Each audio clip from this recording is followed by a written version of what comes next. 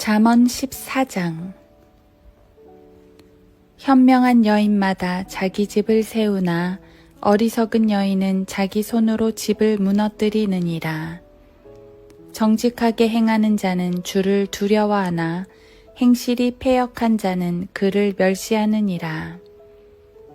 어리석은 자의 입에는 교만의 막대기가 있으나 현명한 자들의 입술은 그들을 지키리라.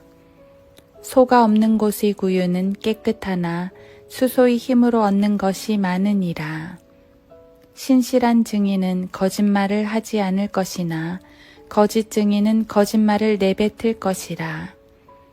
조롱하는 자는 지혜를 구하여도 얻지 못하나 깨닫는 자에게는 지식이 쉬우니라. 어리석은 사람의 앞을 떠나라.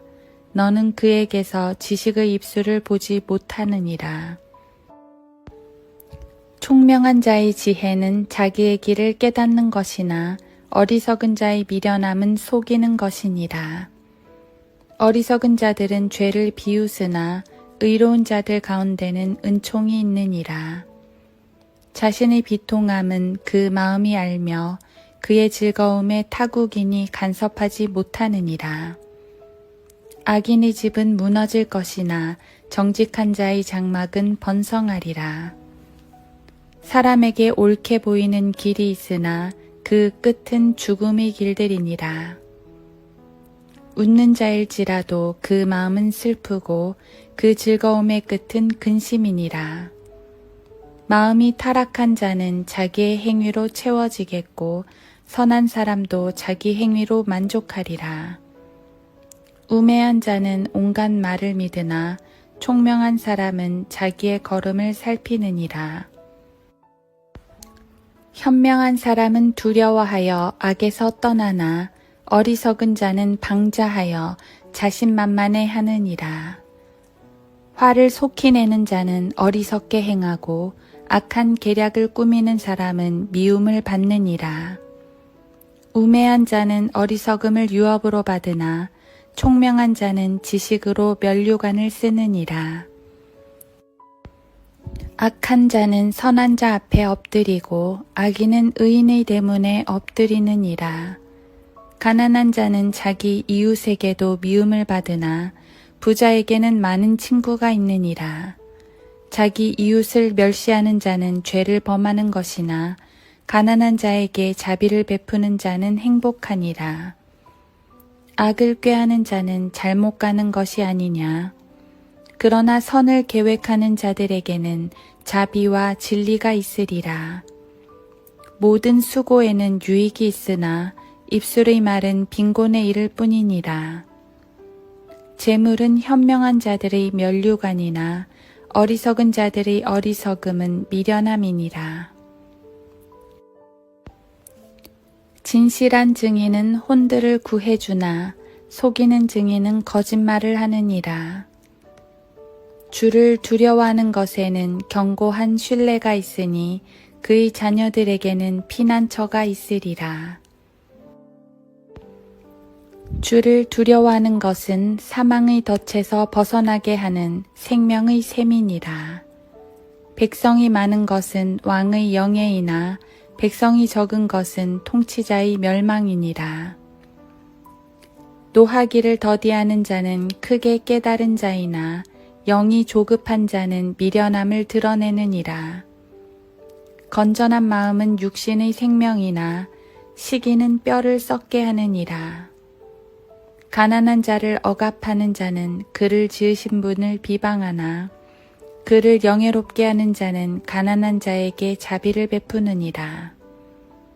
악인은 자기의 악함 가운데 사라지나 의인은 죽음에 있어서도 소망을 갖느니라.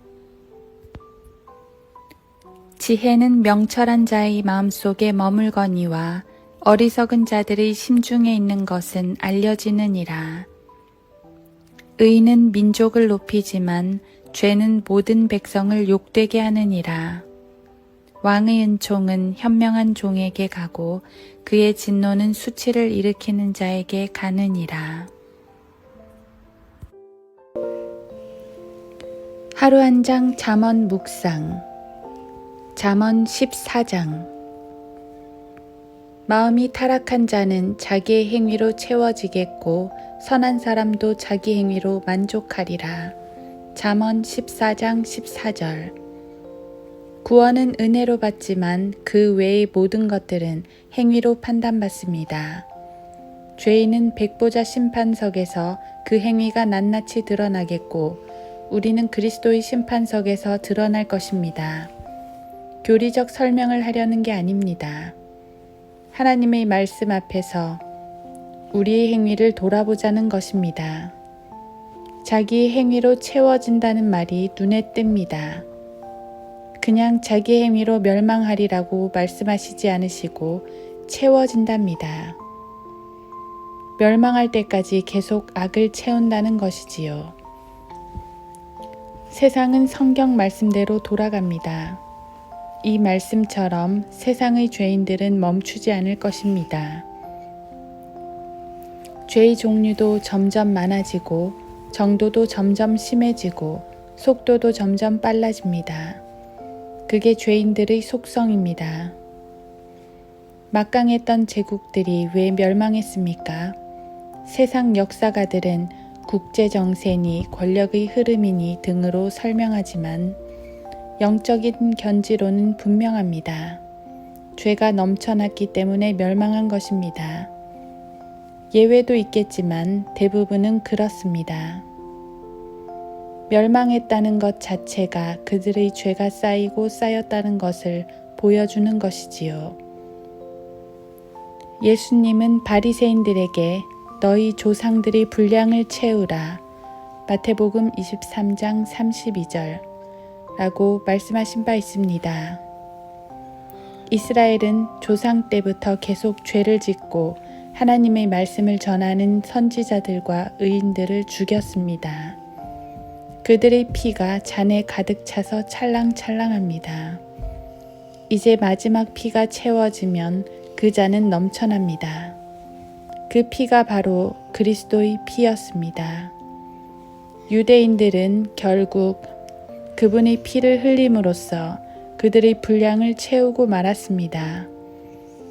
그 결과는 예루살렘의 참혹한 파괴와 1900년 동안 나라 없이 방황한 것입니다. 마음이 타락한 자는 악한 길을 걸어갑니다. 그들의 행위, 즉 그들이 걷는 길은 멸망을 향해 있습니다. 잠언에서 여러 번 강조한 것처럼 지혜가 거리에서 서서 이리로 돌이키라고 아무리 말해도 듣지 않고 계속 악한 길을 갑니다. 어떤 이들은 자기 길이 악하다는 것을 깨닫지만 너무 멀리 와버려서 돌이킬 수가 없다고 말합니다. 하지만 그건 변명입니다. 아무리 타락한 사람도 돌이키지 못하는 경우는 없습니다. 십자가에 달린 한 강도는 아주 극적으로 돌이켰습니다. 우리 주님께는 용서하지 못할 죄가 없습니다. 타락의 길은 멀지 않습니다. 여기서 타락이라는 말을 백슬라이딩이라 표현하는데 말 그대로 뒤로 미끄러지는 것을 말합니다. 우리는 누구라도 쉽게 미끄러질 수 있습니다.